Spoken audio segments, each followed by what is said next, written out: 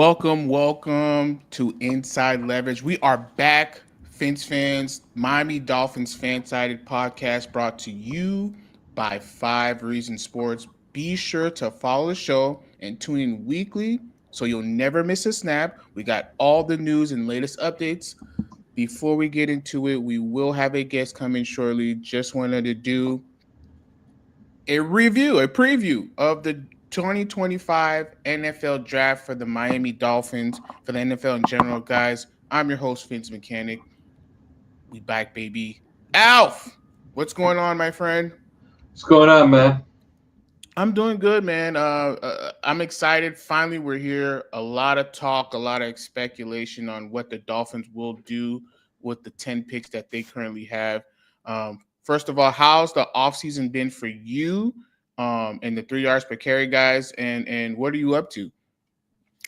Well, we're doing pretty much the same thing we do every single year. We did our draft series this entire month.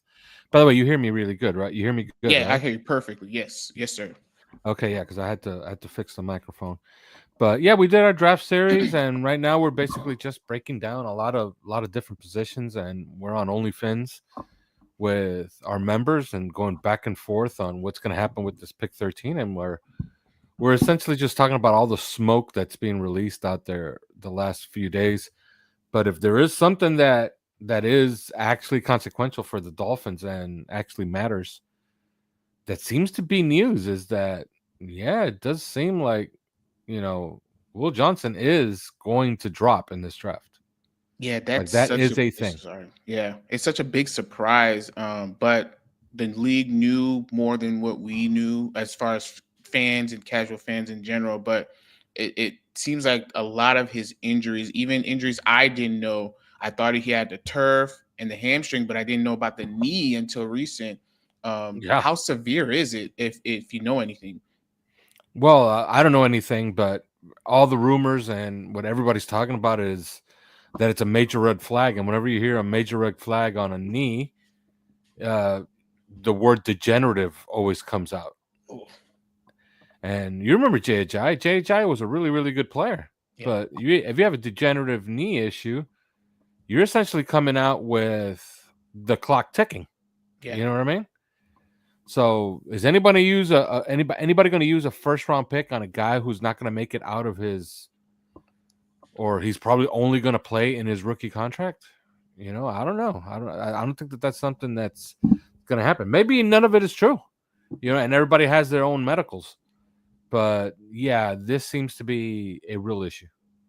Right. So, so then now let's focus then on that 13th pick. In your opinion, based on the roster construction, the acquisitions, in your mind, where do you feel the Dolphins are heading to? I know we talked a lot in your podcast of kind of the direction we had a lot of good Discord conversations. In your opinion, where do you see the Miami Dolphins selecting at 13?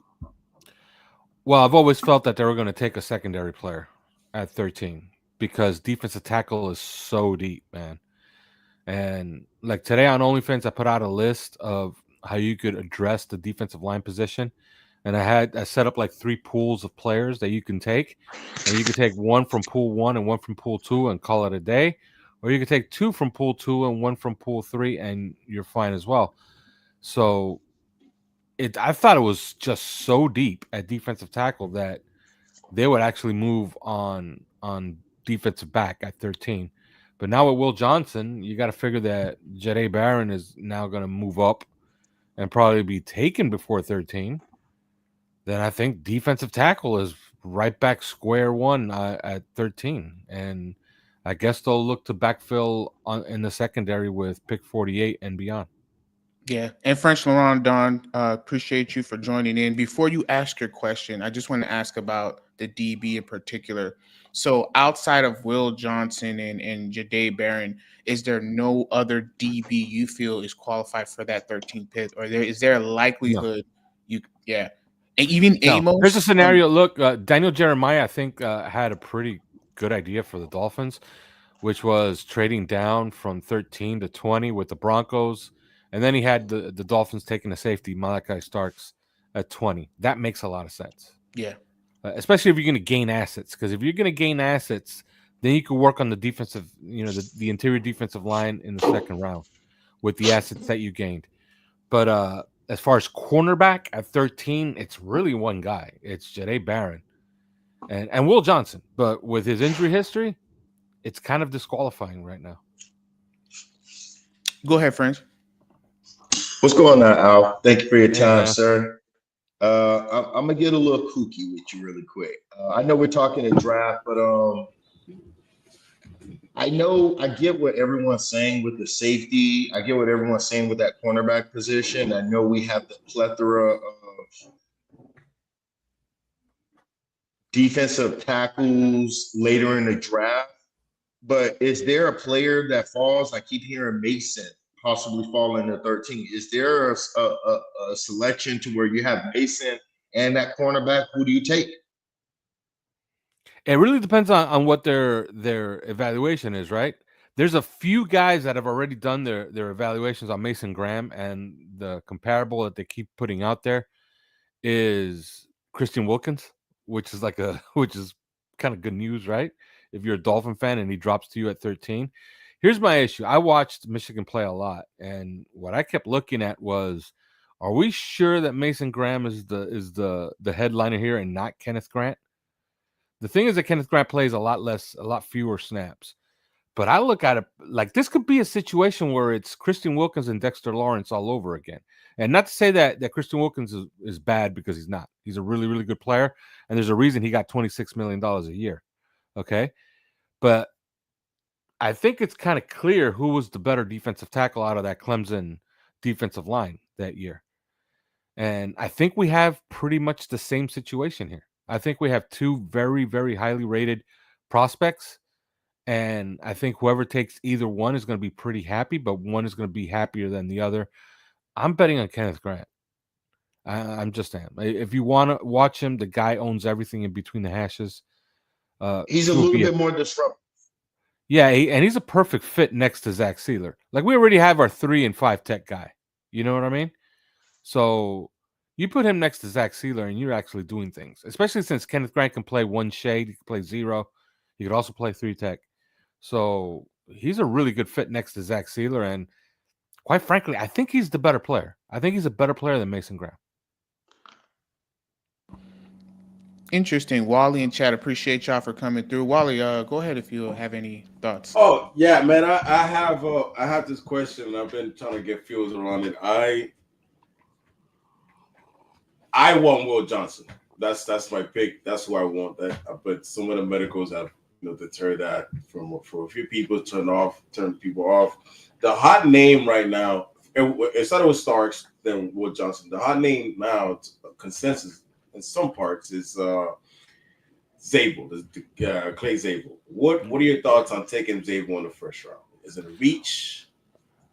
I don't think it's a reach. I think it's probably just right, because I think there's going to be a little bit of a run at offensive tackle. But Gray Zabel's a guy who could reasonably play all 5 positions. And those who've evaluated him pretty closely think that he's ready-made to be a Pro Bowler at guard pretty fast. So the reasoning behind taking Gray Zabel is you're essentially completing the offensive line, and he's a insurance policy on Patrick Paul.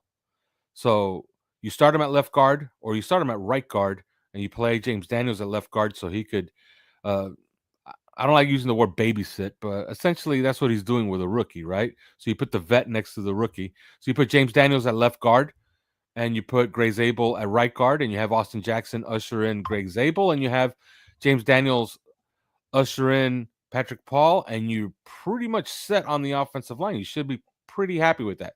That's the reasoning for him. Now, the reasoning against him is that there's going to be many more positions that are more consequential to actually winning, and that's defensive back, defensive line. You could punt on the guard position completely in the draft, and on Monday you could just sign Brandon Scherf, or you could sign Will Hernandez, or you could sign Daniel Brunskill, and that's pretty much the same thing, and you'll get a little bit more experience too. And it's also probably cheaper than the 13th pick. if you sign them as free agents. So yeah, that's the reasoning for, and that's the reasoning against Gray Zabel. That's exactly my. I was leaning towards the pick, and up to just now, it's factual. You could easily get a Will Hernandez or get a free agent, and it's like I was told, a grown ass man ready to play NFL football, and it's way cheaper than the 13th pick. Mm-hmm. Yeah, pretty much. The only pick at 13 that you just say, damn it, like this happened to us, let's just do it, is Ashton Janty. That's the one. But I could promise you this: Tyler Warren's there at 13. Mike McDaniel's going to stare at the screen for a very long time. Gentry. Al, I just want to let you know you started Cookie Hour. I'm so glad Chad is muted right now. Listen. That's music to my ears, Al. I've been fighting. You know what? And I do this every year. It started with Kyron Williams. He was too small, and this and that. And I got a lot of flack from a lot of people. It went to Ivan Pace. Oh, Jack Campbell's the prototypical this and this and that and this. And then are you gonna land this plane? Are you gonna land this plane? No, I'm just saying we do this every year where I have to just fight tooth and nail for good players on the Miami Dolphins, but I feel I shouldn't have to. Do you think there's a player out there who's not being talked about enough, who's being overlooked as a potential target for the Miami Dolphins? Maybe not necessarily only at 13, but maybe like in the top 3 rounds. Is there someone who we should be talking about more and that's not being talked about enough in your opinion? Yeah, I think the quarterbacks. I've heard pretty much every name. I've heard Tyler Shuck. I've heard even Quinn Ewers, who I don't like. But Will Howard is somebody who, like, I looked up a stat, and I find this hilarious because when you go on Twitter, you have all kinds of people come up to you, and I put out that in the 3rd round I'd start thinking pretty long and hard about Will Howard, and somebody called him unathletic. Do you know that Will Howard in his college career has 5 touchdown runs over 60 yards? How are you unathletic if you could have 5 touchdown runs of 60 yards or more? And he's doing that at 6'4", 235 pounds. So that's a guy that I would look at, and I don't think he's being talked about enough. But a guy that I don't think is being talked about enough at 13 is Matthew Golden. What if they're able to move off of Tyreek and get a pick in day 2? And I know that's asking a lot because the only thing Tyreek has done for essentially 18 months is just damage his trade value, right? But still, it's been 18 months since he was voted the number 1 player in the NFL. Let's say you can get a day 2 pick for Tyreek Hill. Man, Matthew Golden at 13 would be a very, very nice fit for this offense. And I think he's going to be a stud. I think he's going to be a star in this league. So that's probably the other name. But on Ashton Janty, man, if he falls to 13, you just got to think about it. Okay? Because I don't know if you guys saw what he wrote in the Players Tribune. Yeah. You saw what he wrote? Yeah. He basically that was told pretty me, cool. I'm coming for your neck if you don't draft me. He basically said that. Listen, he said he basically said this is sport. He says this is tackle football, so might as well draft a guy that can't be tackled. You know what's pretty cool? Have you guys seen that graphic of the leading rushers in college football last year? Ashton Janty after contact is the second, right? Yeah, number 1, the number 1 leading rusher was Ashton Janty.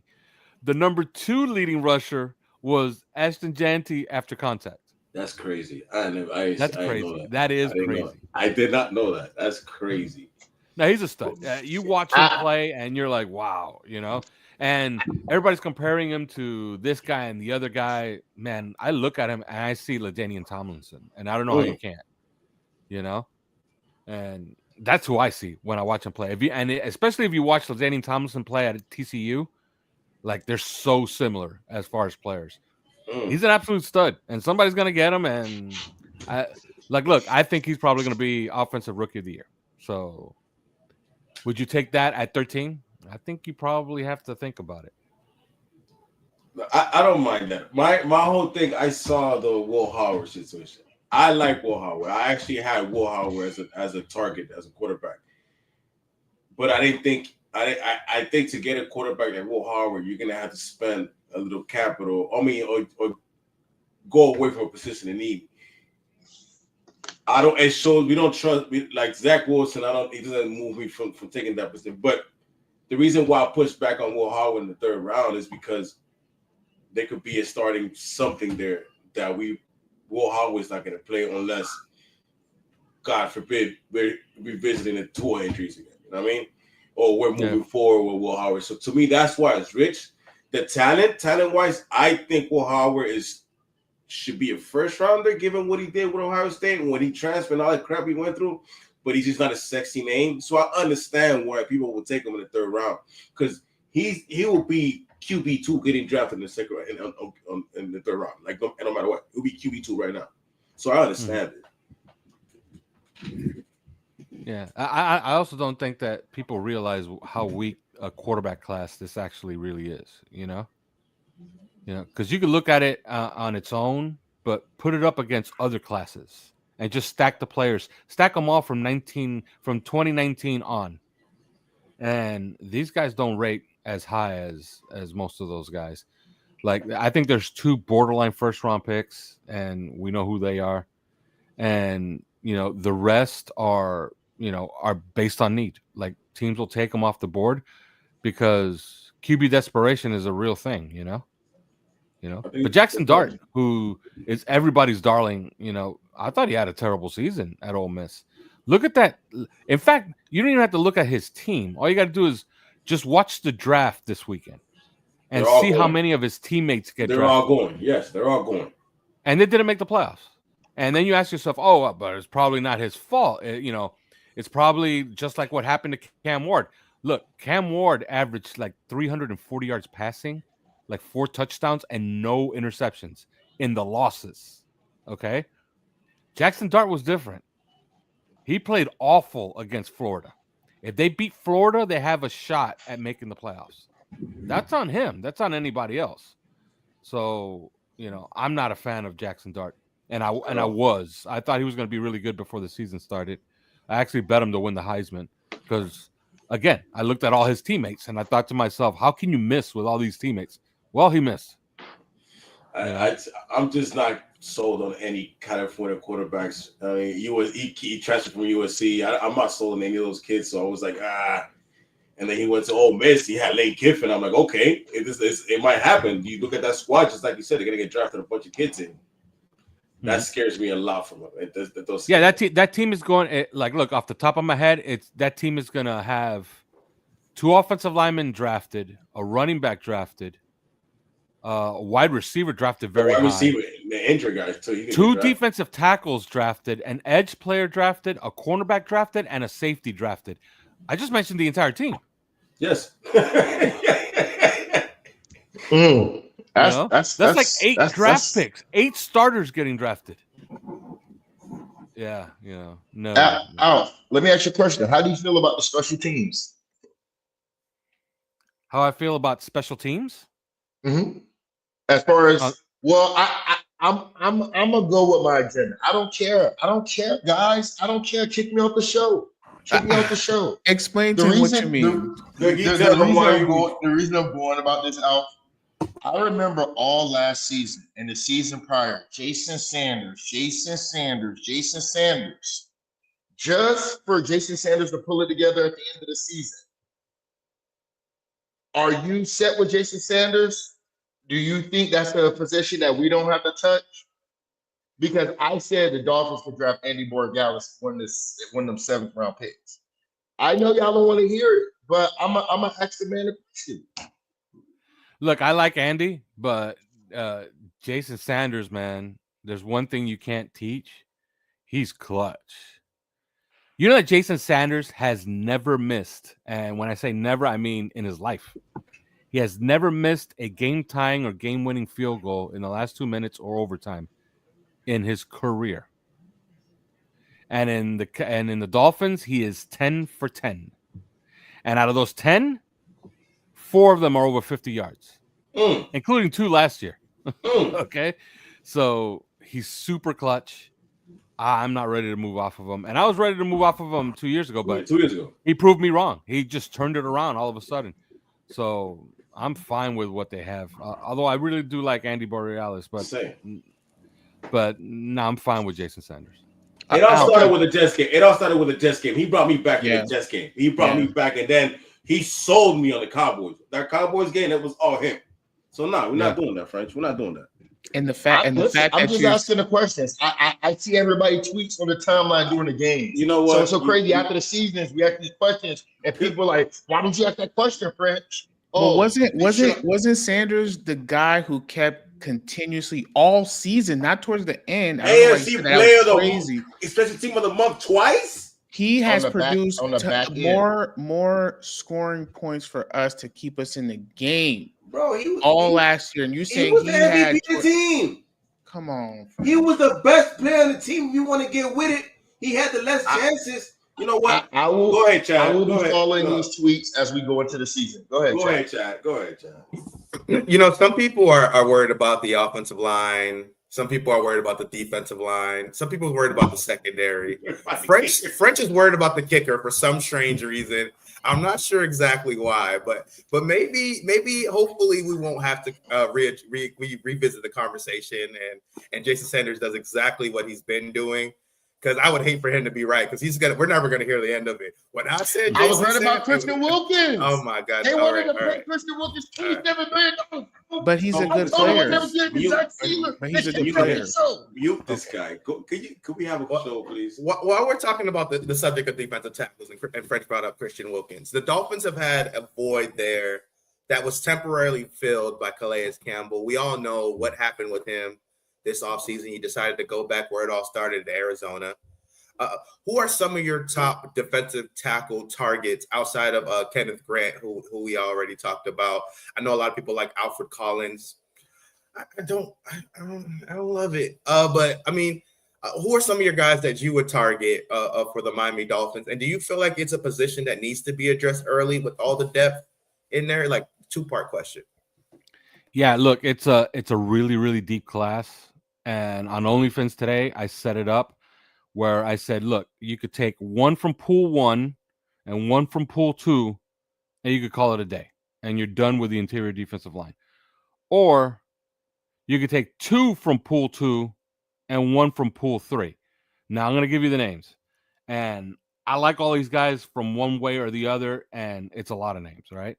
From pool 1, I got Kenneth Grant, Mason Graham, Walter Nolan, Tyleik Williams, TJ Sanders, Derek Harmon, Alfred Collins. I love Alfred Collins, by the way. Okay. He may not have all the pass rushing chops, but nobody's a better run defender in this draft than he is. Darius Alexander and Shamar Turner, right? And in pool 2, which is like the second tier, you got Joshua Farmer, Omar Norman Lott, Jordan Phillips, JJ Pegues. JJ Pegues, by the way, is a really nice player because he's 6'2", 310 pounds, and he takes goal line carries for Ole Miss. So he could play a little bit of running back too. Ty Hamilton, Aeneas Peebles, who's a really nice player for Virginia Tech, Jamari Campbell, Deion Walker, and Vernon Broughton. And then you have pool 3, which you're talking about late day 3, guys that, you just fill out.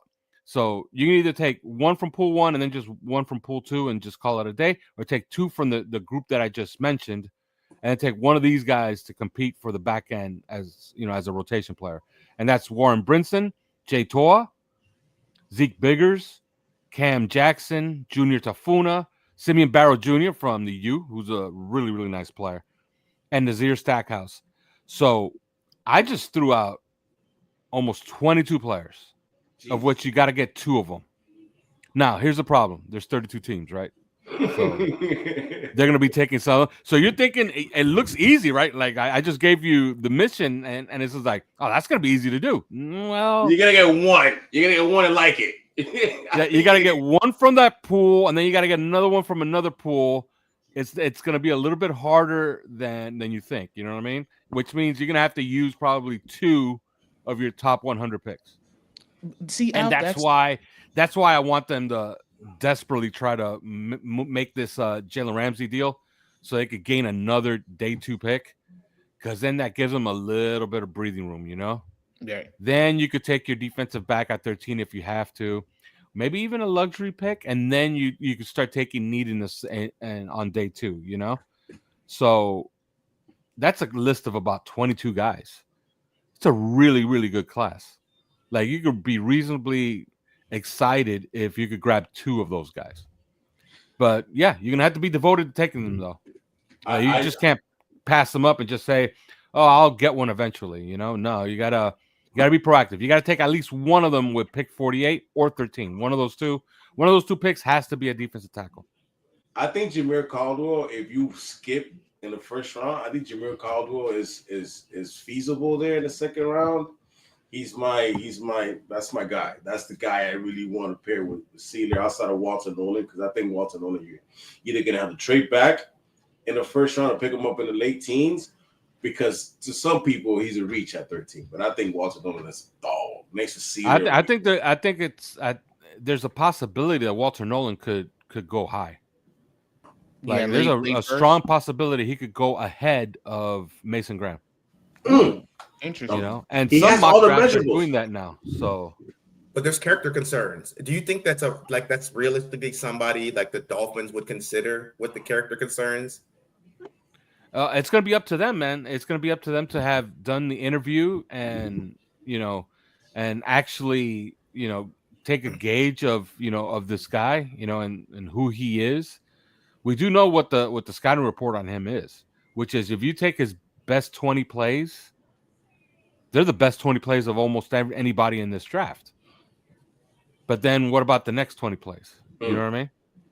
So he has that reputation. He has that reputation of starting and stopping, and that tends to piss off NFL front offices, you know? Did you mention CJ West? I don't know if you if Yeah, it's I in was the He's in there. He's in pool 2. Okay. pool 2. Okay, perfect. Yeah. We Because all I like think that's CJ a guy. West. Yeah. I like CJ West. Now, Alf, it feels like guys like that, like other players, the quarterback, possibly wide receiver in day 2, it seems like so much is needed in this team to have some type of competition. I know that we're probably not looking at Super Bowl this year. This is a hard reset, I like to call it, where you kind of get the young guys and infuse it with some of the core that's here, and then you kind of see where you are in 2025 and build off that for 2026. So is there a realistic possibility of trading back? I know possibly you might have your Jade Barron there, maybe as the Zables, even Mason Graham, but do you think the team will consider trading back even if some of those guys are available just to add more pieces? Because you're going to find some guys in day 2 and day 3 that can still be effective, but you're not going to get the quality in what you're getting in the first round. So do you see them possibly just trading back for more picks? I think that's their intention. I think that's what they want to do. So I think that they're sitting there probably thinking to themselves, man, hopefully they make the decision for us and there's a run on the guys that we really have ranked high. Because a lot of teams have their board stacked for who are the actual first round picks, and it's not going to be 32 guys. It's going to be probably like 15 guys. So maybe there's a run on the guys that they had ranked really high, and they want to move out of there. But the problem, like I always tell people, man, the problem is not trading down. The problem is finding a trade partner. Like somebody has to want to trade up, you know? So there's one surefire way where you could sell the pick for a lot of assets, and that's if Shedeur Sanders drops to you at 13. If he drops to you at 13, I would expect somebody to want to move up for him, you know, and then you could get a haul for that pick. How likely it's is going to that? take a lot of luck, though. How likely is that? How likely is that? That would be tough. You telling me 12 other players? Look, if he doesn't get taken by the Saints at 9, he's dropping. He might make it to Miami at 13. You know, I think that's the firewall. And there's rumors now. Like, I don't know if you guys follow the betting markets, but for a while, Shedeur Sanders was the overwhelming favorite at number 9 to New Orleans. That's flipped.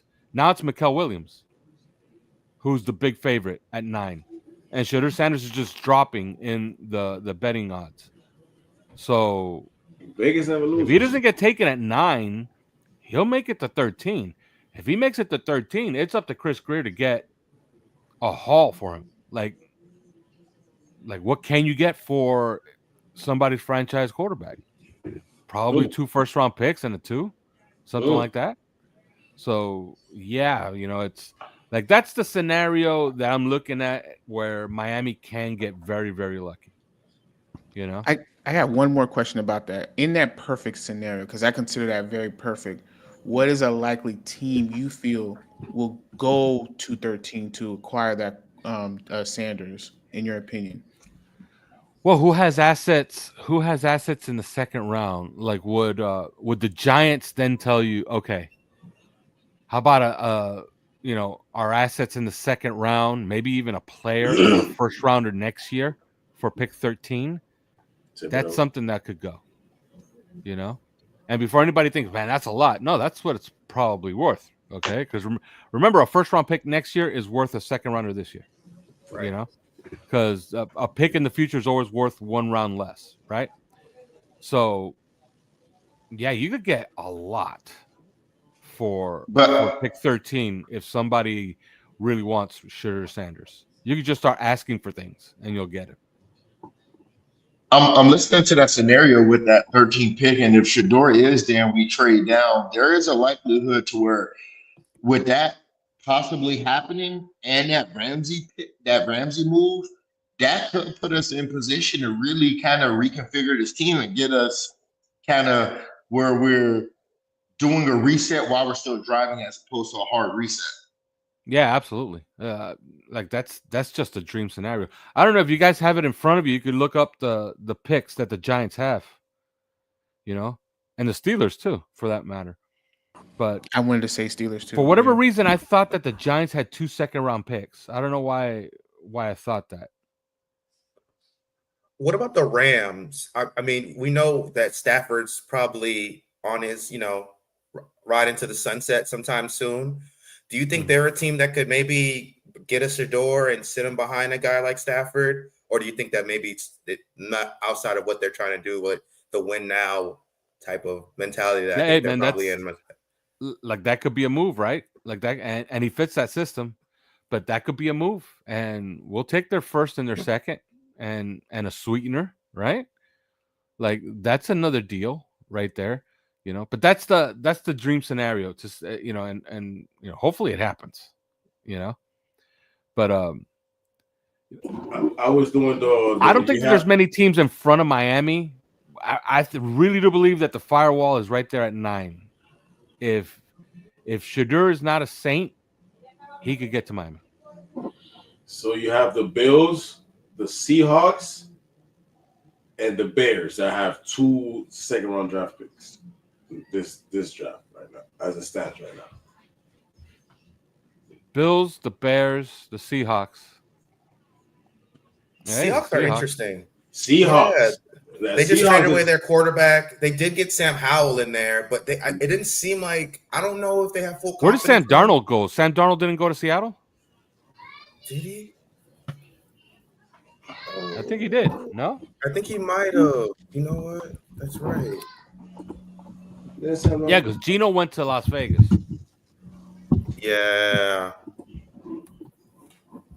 Sam Darnold. Yeah, he's over there with Cooper Kupp. He's over there with Cooper Kupp in Seattle. Yeah. Seattle. Yeah. Dang. Yeah. So maybe not. 3-year 100. The Bills won't. So yeah, none of those teams are it. Although the Rams, they're first and they're second for pick 13. I could do that. Isn't the Rams wanted to trade up for something else? Well, I heard that. So if the heavy rumor is that they're talking to Miami about reacquiring Jalen Ramsey. Okay. So but it's not to go get someone else, because I feel like I saw something where they might want to trade up to acquire a tight end. I think that was the rumor. So I think another rumor. Like the heavy rumor is that Denver wants to move up for a running back or a tight end. Right. I heard that too. Yeah. Mm-hmm. You know, The Rams. that's another one. Like, you know, if you're not convinced with Tyler Warren, and he drops to 13, man, Denver's going to be knocking on your door. Yeah. So, yeah, Miami has an opportunity to get very, very lucky in this draft. I'd love to see a way where we can get Andrews out of Baltimore. I don't think we're gonna. I don't think the Rams is feasible. I'm gonna cut you off, but the Rams only have a 2/3 and 1/4, unless you get their fourth, because you're not gonna get a third for Ramsey right now. You usually got him for a third, and he's older. Maybe a pick swap. Yeah, Miami maybe. 4th and Ramsey for a 3rd. yeah, something like that. That makes some sense to me. Well, you got. What were you saying? Go ahead, French. My bad. French, yeah, French. What were you saying? No, I was just saying there's I seen the conversation of Mark Andrews being floated out there for a 4th. So There's a few tight ends that are out there, man. You got Andrews, you got Kittles who's dealing with something. Dallas Goddard could possibly be available. Michael Meyer in Las Vegas. Do you see the Dolphins maybe making a trade for one of those tight ends out? Do you think that's a realistic I think possibility? Dallas Goddard is really interesting. Like, that's an interesting name, you know, and he's with Philly too, you know. So 6. that's an interesting name to me. Now, here's the problem. He wants to get paid. Mm. You know, is Miami in the business of paying big money to a tight end? I don't know. I'm not so sure. Isn't he older as well? Yeah, he's Goddard. getting up there too. So, I was getting trying to get Zach Ertz, man. They calling him old. Zach Ertz would be a perfect fit, but he got paid. well, Alf, I man, would have thought the my bad. Dolphins paid. I was gonna say I would have thought that the Dolphins would have paid Jonnu by now, and the fact that they haven't, to me, is a little odd. And with him being an older player who I think is heavily reliant on his athleticism, I wonder if there's a long-term outlook with him at the position, or do they look to maybe get a Gunnar Helm, Mason Taylor, somebody else in the fold now, or do they make a trade for one of those guys? I really wonder. Yeah, I think that the time to approach Jonnu Smith, I don't think is now. Like, the guy that they should be approaching now to try to make some cap space is with an extension to Jordan Brooks. Like, I think that's one that they Yeah. got to do. Yeah. Like, that one has to happen. But with Jonnu Smith, I think you just play it by ear. You play it for the year and see where you're at the end of the year. If he has another big season, yeah, you can keep him around. And the good thing about tight ends is that they don't break the bank, man. Travis Kelce doesn't break the bank. You know? So, you know, what can Jonnu Smith cost you? $11 million a year? Something like that? You know, I'd do something like that. 3 years, 33 with half of it guaranteed. That's nothing. So that's something they can do and they would do. But I'd let him play out the season and see what kind of season he has. Yeah. Now, I'll end it here. We have a question from a listener here. He asked, what are your thoughts on Mitchell Evans and Gunnar Helm as tight end options in the draft? Mitchell Evans, I haven't done any work on him, but Gunnar Helm is not a guy I like. Okay, he's Really? Yeah, he's a little bit slow-footed. There are better, more complete tight ends in this class that I like over Gunnar Helm. You know, but I'm not willing to go too deep as far as drafting a tight end in this draft. To be completely honest with you, unless I'm taking a total, you know, specialist like Jackson House, Yeah. of Georgia Tech, like, that's a guy I would consider, because that's essentially like, man, you want to start working on the running game and you want to get serious about having a better running game this year. He helps you. Yeah. Okay. You could play now in 12 personnel with Jonnu and Jackson House, and Jackson House is essentially playing with like 6 offensive linemen. He moves people. He would be a very, very good replacement for Durham Smythe. I agree. Totally. I even like Mason Taylor. I don't know how you feel about him. Oh, I love him. Absolutely love Mason Taylor. The only problem with Mason Taylor is this. I love Ferraris. Okay. I kind of like the new Corvette with the big V12 engine, but it runs about 195,000. Mason Taylor's going to be extremely expensive, man. So you can like it all you want, you know what I mean? But you can't afford it. Like, I think if you want Mason Taylor, get ready to move, get ready to get in there at the top of the second round. Okay. And I think there's a possibility he goes toward the end of the first round too. Yes. So that's the thing. You could like a lot of things, but if you can't afford it, you can't afford it. You know what I mean? And I don't think Miami can afford. I don't think Miami can afford Mason Taylor. Mason Taylor's a guy that if he's there at 48, you run up with the card up there. Is he one of those guys that falls in in that bucket for you, Alf, of maybe if we were to trade back and get additional capital, that maybe you can make that luxury pick in the first round for Mason Taylor? Does he fall in that bucket for you? He would, but man, it has to be late in that first round. But look, that's somebody they're gonna like, okay? And you know how Mike McDaniel is with his tight ends, okay? Remember, he coached them before, so. Yeah, I think that's a guy, like, if they trade into the 20s, I don't think it's crazy. I really don't think it's crazy. And some people might say, wait a minute, they took Mason Taylor at like 22 or something like that. I think it's a possibility. Now, I think the bigger possibility is what Daniel Jeremiah says, which is they'll, a trade back with Denver to 20 and then take Malachi Starks. You take Malachi Starks. Anthony Weaver can reasonably play his 3 safety sets. He can play a lot of cover 3. He could play a lot of quarters. He could be really, really comfortable with playing a lot of the coverages he liked to play that they played in Baltimore, right? So that makes a ton of sense. But would it be insane if they took Mason Taylor? I don't think so. I don't think it would be crazy at all. Very interesting. Well, Alf, man, before we let you go, what are your plans for the draft, or what are you guys going to do? Are you going to do a pre-draft show, a live pre-draft show? What the fans can look forward to as we prepare for the 2025 I think draft? 5 Reasons is going to have a live stream on 3 yards per carry. What we're going to do is we're going to have on the following day, we're going to react to the first round pick that the Dolphins make, and on OnlyFins Q&A live. And if you want to become a member of OnlyFins, you got to go to our Discord. And that's at discord.gg/OnlyFins. You can see it right there under my name where you could go. You can become a member there. All access for $4.99 a month. We're going to have shows there daily, every single day. Those also show up on our 3YPC feed. So you don't have to pay us to listen to us. But if you want to participate, you could go on to our OnlyFans. Yes, sir. Again, Alf, appreciate you for coming through. Hopefully we can all smile tomorrow night as we figure out what the Dolphins will do. Again, appreciate you for coming through, man. Alf, you got a prediction for us before you go? Yeah. At 13? Yeah, at 13, if Jedi Baron is there, that's the pick. All right. We move.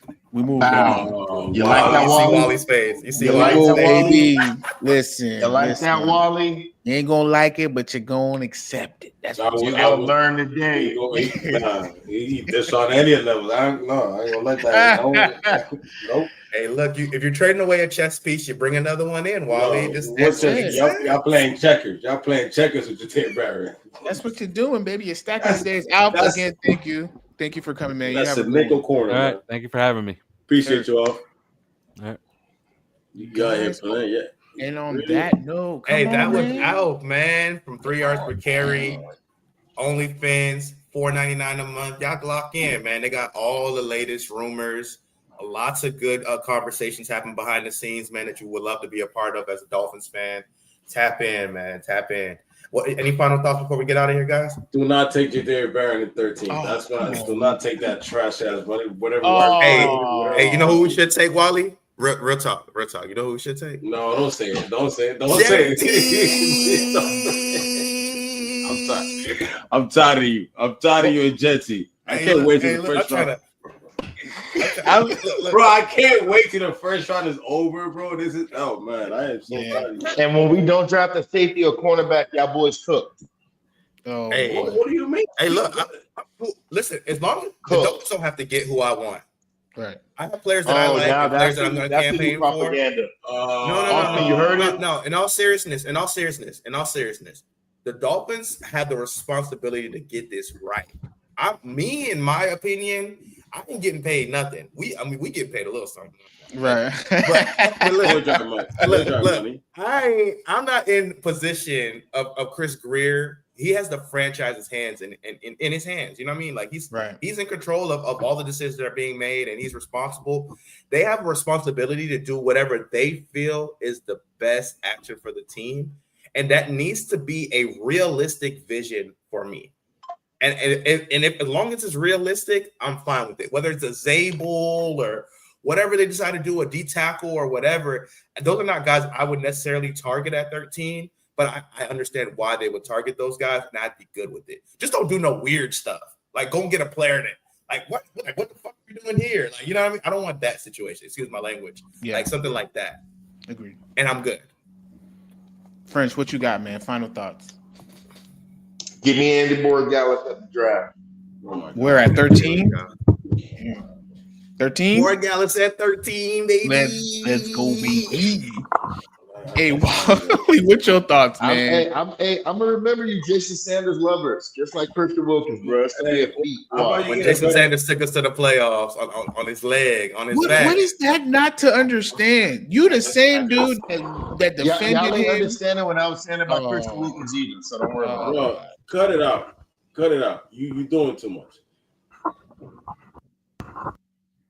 This is here we are, man. Any final thoughts? Junior, go ahead. We didn't hear your final thoughts, man. What's your final thoughts? Listen, man. Listen, I agree with you, Chad. I think if you're gonna get the guy that I'm not gonna like, make sure that he's a guy that's gonna be an impact for this team. Make sure he's an impact for this team because it's important that if you're doing this hard reset or whatever we're calling it, rebuild, small rebuild, that they are contributing to the point that you see progress to take to the next year and build a contender for us to go even further into the playoffs or further down to wherever we need to be. But it's important to get guys that are going to play or contribute. Maybe even possibly getting those 7 guys to start like French always wanted. So it's important that it starts tomorrow to go get that guy. It starts tomorrow. That's all I got to say. Listen, I'm going to tell you something. French Manuel there with his name jokes. Listen, I don't have an agenda towards taking any player in the first round. I just don't like Jahdae Barron. Outside of Jahdae Barron, Tyler Warren, you get those bums as far as you want away from a team. I don't care whether you take a center. Why they putting this other guy? That's crazy. I don't care if you take a center. I don't care if you take any position. Just don't take Jahdae Barron because I don't need a nickel cornerback. He's not it. Tyler Warren is Mike Gesicki 2.0. I'm tired of that. Messing with that. No, just don't do that. On that note, guys, be sure to follow the page, follow the guys, follow Inside Leverage with all your latest news and updates and thoughts on the Miami Dolphins. Guys, I'm Fitz Mechanic, Wally French, Chad, a.k.a. Tua Tagovailoa. We will see you guys tomorrow where it's about to go down. It's a 2025 NFL draft. Guys, be there. I'll see you tomorrow. Let's go. Wally, take us home. Fans for the win, man. Hey, don't listen to French. You don't even got to listen. No kicker at 13, please.